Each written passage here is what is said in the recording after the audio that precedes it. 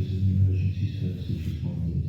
King Charles has also issued a statement saying he's truly appalled and shocked by the incident. A look at other news in brief now. Andrew Mountbatten Windsor could be stripped of his final military rank. The Defence Secretary says the government might remove his honorary Vice Admiral title in the Navy. Alex Salmond's estate is seeking effective bankruptcy. It's in response to the cost of taking the Scottish Government to court. The First Minister died suddenly last. And here we are, all painted, all sorted out. Mrs. was hard on it. I helped very little. She spent all day on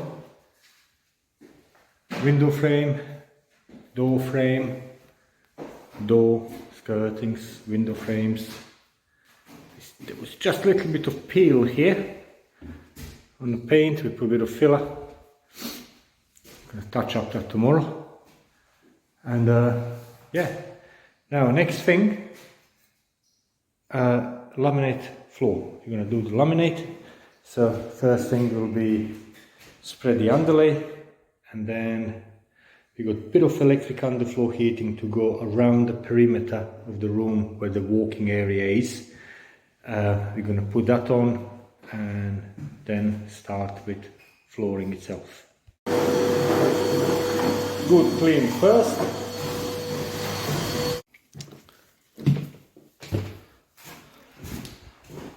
So underlay, it's this one here.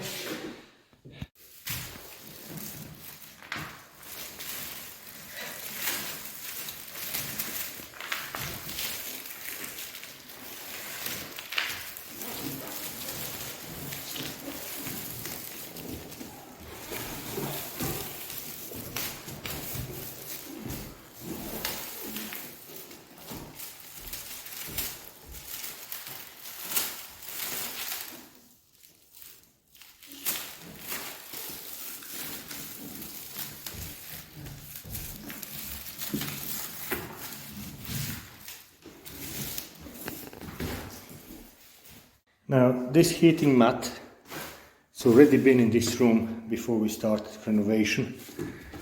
It was working when I took it out. I'll have to test it now to make sure it's all good. As you can see, it's 6 square meter, 140 watts per square meter, totaling 840 watts. Less than 1 kilowatt for occasional use. It's not bad at all. So resistance of the wire is 63 ohms.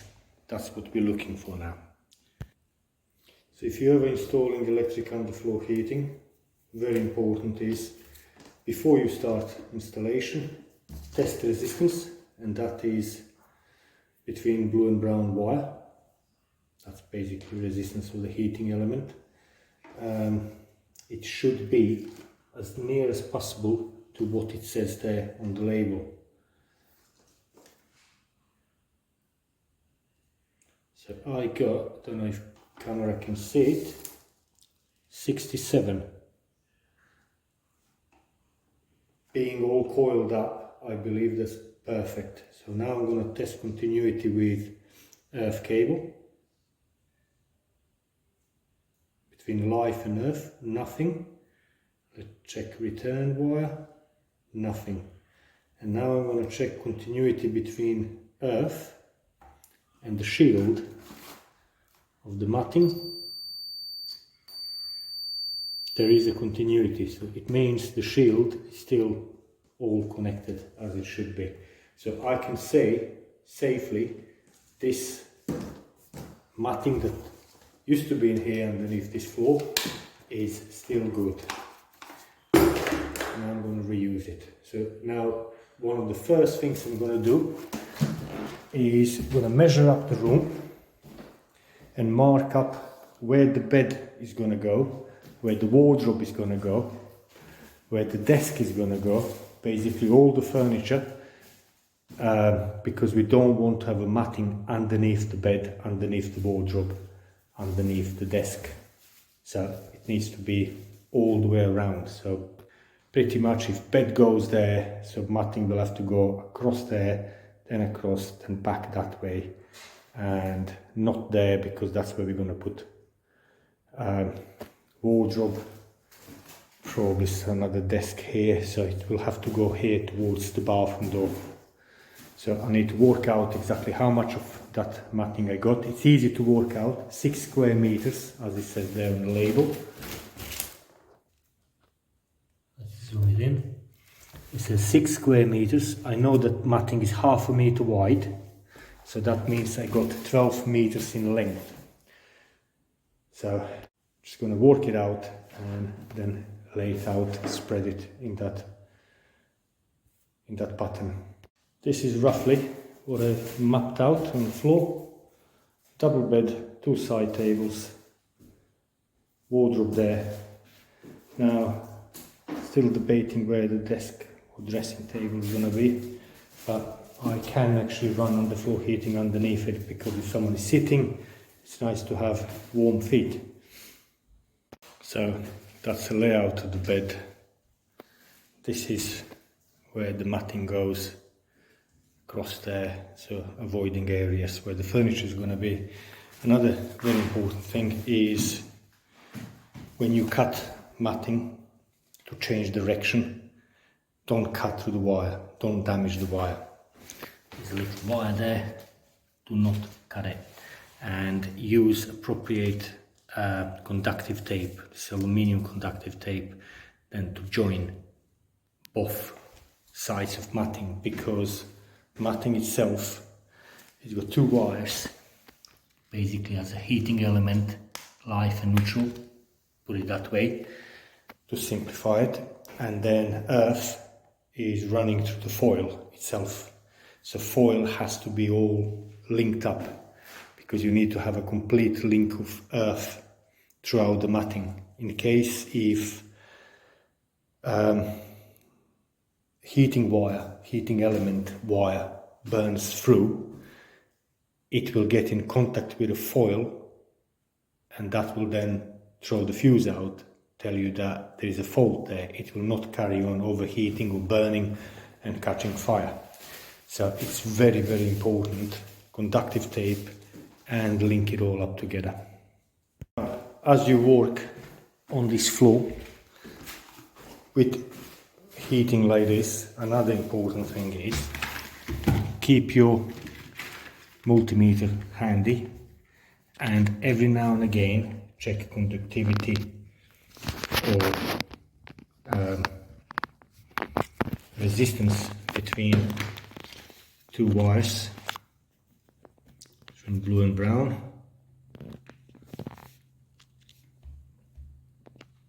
There you go, 69 ohms, which is perfect.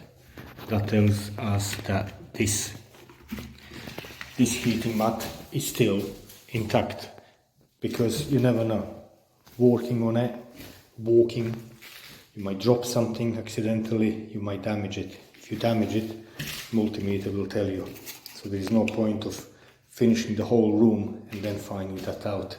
If it happens, you want to know as soon as it happens, then you can stop, go back a few steps, replace the matting or do whatever. Yeah, so now regards to direction of the flooring itself, a wide angle, usually you would go from the door towards the window. That would be run off the boards. Now it's hard to see this on camera, but this room is 3.6 meters that way and about 5 meters that way. So this is actually how the room is. This is the length of the room.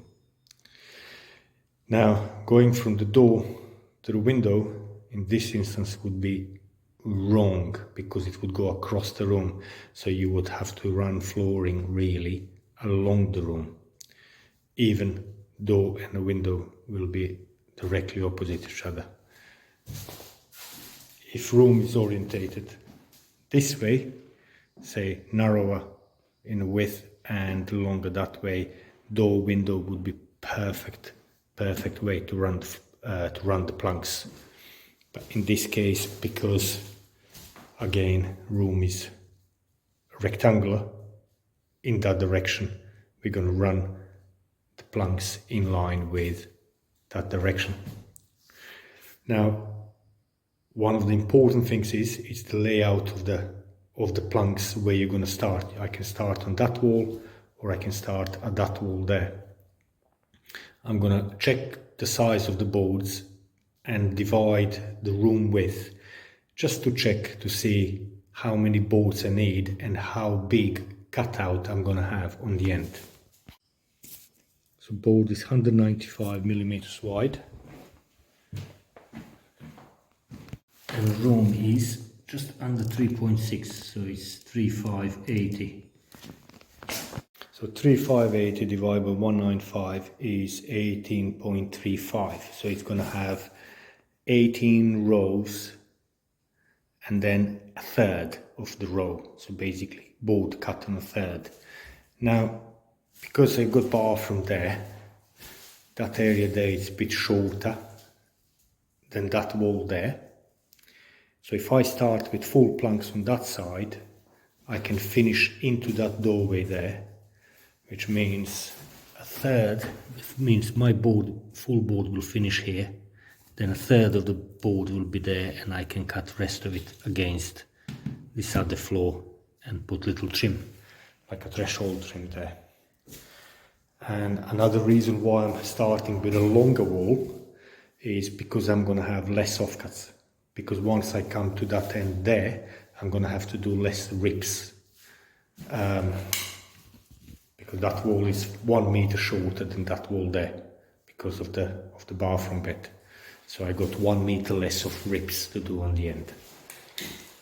And that's basically that. So starting from this side there, have to do cutout around the pipes and just keep working. As you start from one end, you go to the end, you cut the board, offcut, bring it back to the beginning and start with the offcut. Run to the end, cut the board, and with offcut you start another row and just keep working like that, one after the other. As I said, 18 rows should bring us all the way to this end here. Have to maintain about 10 millimeter gap all the way around the skirting, and that will be covered with little quadrant trim. Some people don't like trims and like to run it underneath the skirting, which means I will have to run the floor first and then put skirting on top of it and then decorate. It makes it a bit harder when it comes to changing the floor, because you'll have to remove some sections of the skirting, which means redecorating and everything. So I prefer little trim. So once I come to the arches, I'll have to cut the bottom of the arches and slide the board underneath. But when it comes to the skirting, 10 millimeter gap off the skirting for expansion, and then that's going to be covered with a trim all the way around. Starting from the long wall with a radiator, keep the board about 10 mm off. And my preferred way for pipes would be mark up center of the pipe, do a clean cut on it. So you have a clean cut on them. So position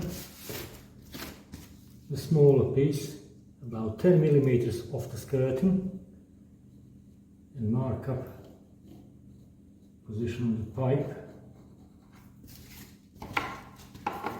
Bring it to the bigger board and circle that around. All I need to do is cut 2 half moons, one here, one there. When you do a cutout, make sure it's bigger than a pipe, because you need to have enough for expansion around the pipe. You don't want flooring to force pipe on any way. There you go, it's about 1/4 inch gap all the way around the pipe. Now, This side here of the flooring will be secured with another plank, another row. That bit there, it's not secured, so you can do that. Now, to avoid doing that, we can just cut little biscuit here on both sides, put a biscuit, join it up together. So, to cut the biscuit, you either need a biscuit joiner, or you can use one of these biscuit cutters that will go on 1/4-inch routers. So instead of having additional box and having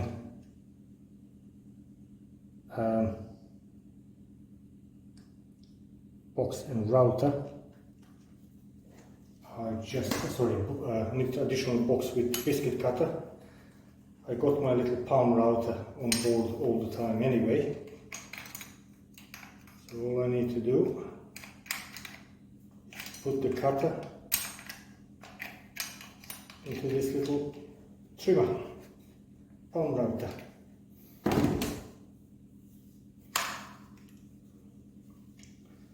Set correct depth.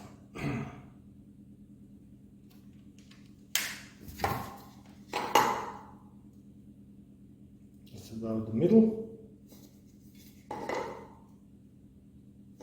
Maybe 1 more millimeter.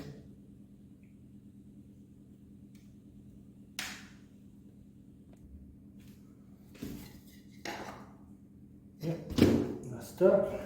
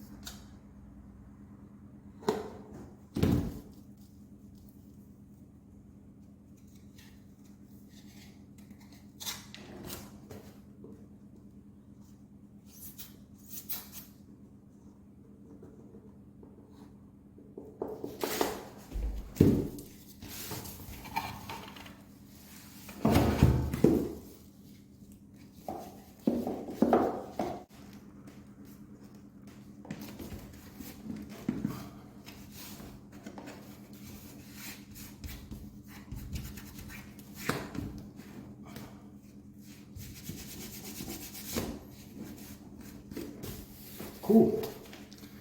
So now, got that one zoom. You can faintly see the line. Once this one here is locked in, and that gets squished, you can put a bit of PVA on it, on the joint. A bit more PVA, and that's going to completely close the joint. We'll see that later on when it's all finished. So I've got one more pipe to do over there.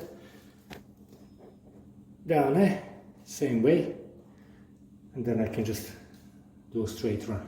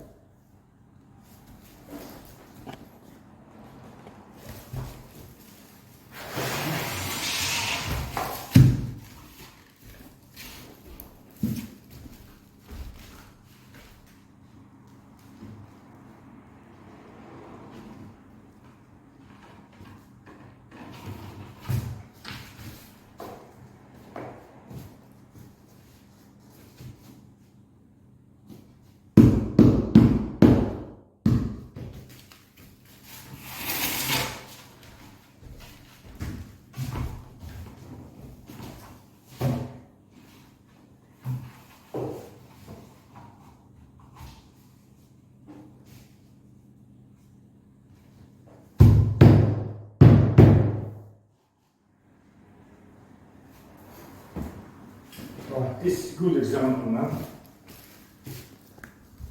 of one of the issues that can rise. So started with a full board, so full board, full board, full board, full board, and I need a little piece. So if I obviously cut from a full board, little piece there, my offcut is going to be really big, and every course between that wall and this wall here will result with same thing, which basically offcut will be about 3 inches shorter, which means from this course here it will end up here, the joint. So that's unacceptable. So joint really needs to be at least foot and a half away. So what I'm going to do is I'm going to cut one board in half ish and start course over there with it, and with offcut of this course I'm going to start the third line in. So basically I'll have offcut of odd row, I'll start the next odd row, and with offcut of even row I'll start another even row. So from the first row I'll start the third, from the second row I'll start the fourth. I hope it makes sense, and on that way we're gonna alternate the offcuts and we're gonna have a nice bond. This is our first row, so I'm gonna keep this about 10 mil back from the skirting. Mark it up there, and then cut it and fit this piece in.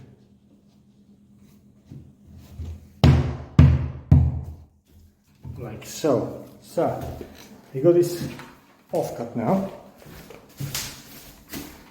You'll see this now. If I put this here,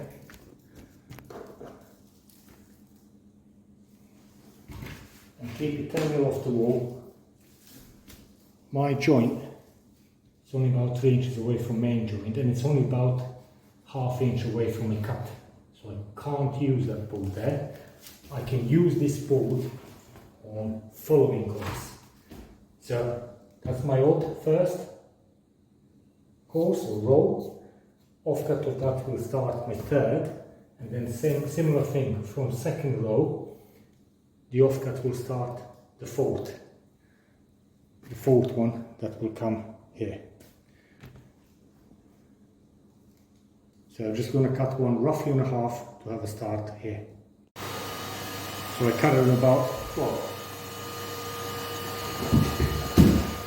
more of 1/3, 2/3 rather than half. So that one's going to go there.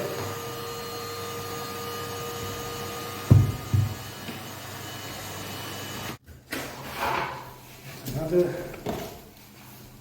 row at the board.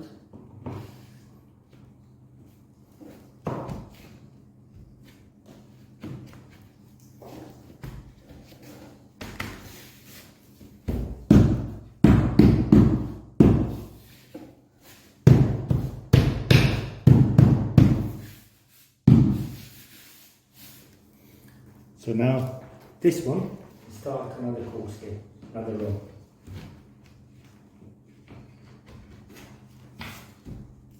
Okay. Now I can run two of them parallel together. The one board on each one all the way to end. Just making sure that offcut from my even will start even row, and from odd row will start odd row. That's how you get rid of that little kerfuffle there when you come, when the length of the room pretty much matches the length of the board.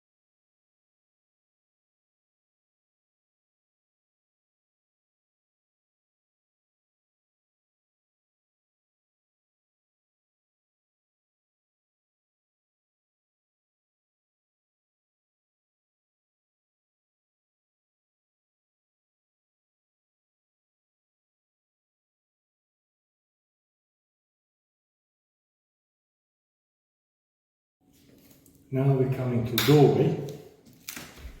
So we're not going to be cutting with a gut around the architrave. We're going to cut underside of the architrave. So we use offcut flooring and buzz tool and just cut bottom of the architrave and bottom of that section of the door frame.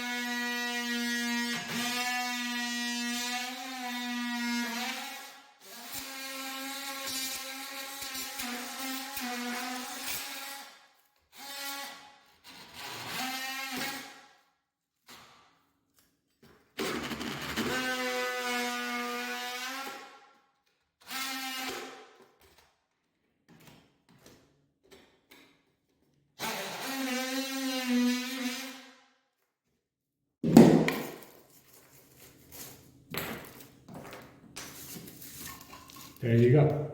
So I also cut about a couple of inches back on skirting, so flooring can be pushed underneath, nice and neat.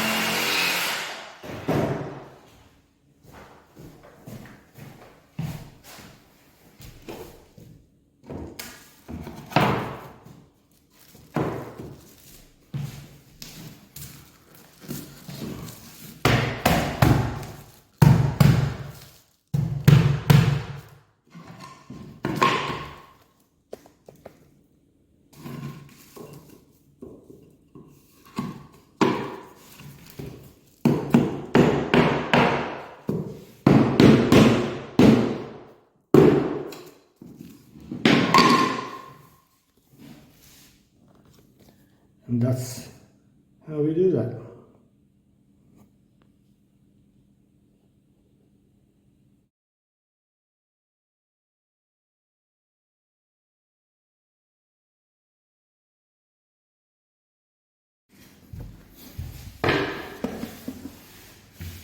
And the last piece.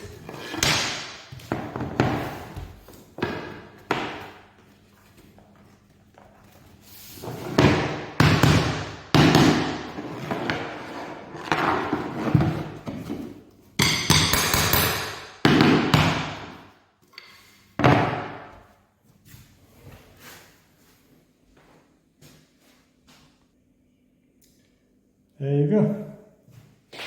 And clear up all this mess, and then you can put little quadrant trims around.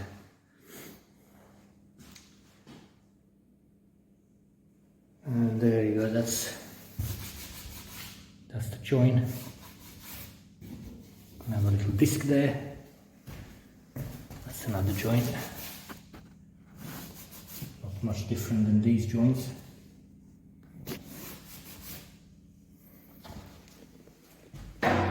Simples.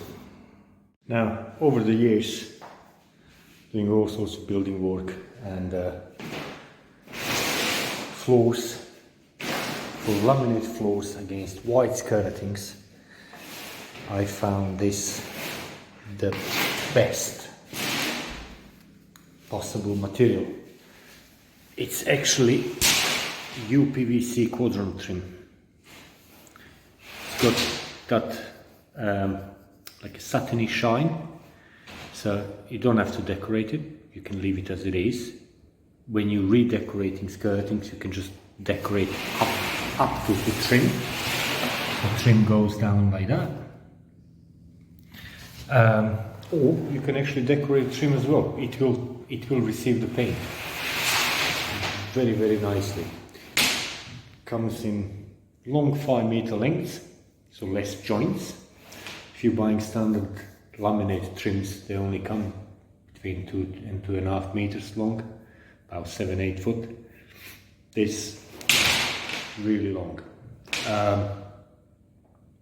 Yeah, so and it's cheap. It's only like 3 or 4 quid each. Fully finished. Just cut it, stick it on. And to cut it, I use these trim snips. So got angles on it, sharp blade, snip, job done.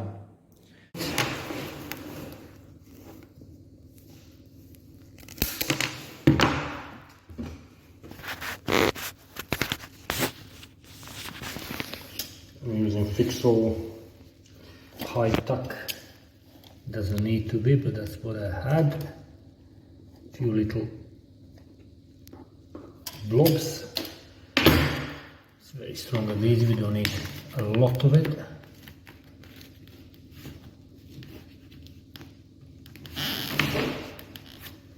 And that's it. And if it's necessary, a bit of decorative caulk and just a thin bead on the top.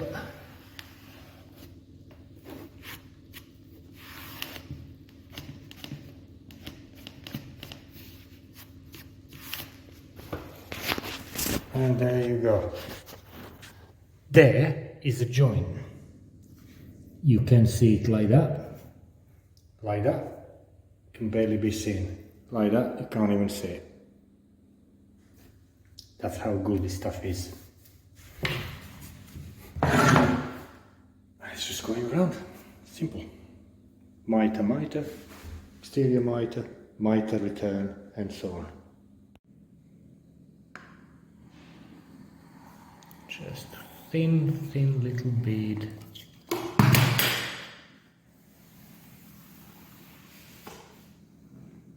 Spot on.